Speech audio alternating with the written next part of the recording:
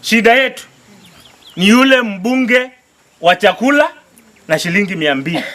Pe mbunge weku wa Molyo na shilingi maana. Ongelela ingi.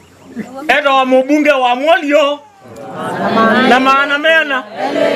Okamukulia thoa wandu no gwewiva. It's a big shame. Na saa isu musie yaenda kuandika mbesa cia basari.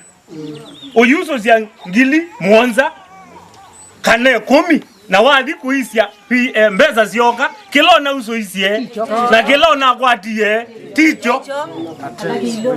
Sije kama umenielewa. Uima na alika audit. Uliwe weka kidole hapa, weka kidole. Ni pesa ngapi? Umewekea kidole 7,000, umewekea kidole 10,000. Lakini pesa inafika shule ni 3,000, ni 4,000. Hiyo ingine karatasi yako inatumika kuiba pesa ya bursaries.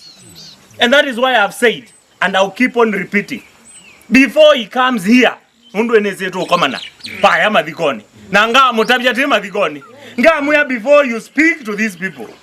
Ambo matabia balambesa sio ila si yolo si CDF gutwa. Ondo mukiaita kona kuandika shilingi ngili muonza ngili 10 na ikwata nusu. Isu ndio nabiye Ange maikosa. Izana ndo kwatiania. So he must account. Ndo tona uko tukwite mbesa sito katone nga shilingi 9.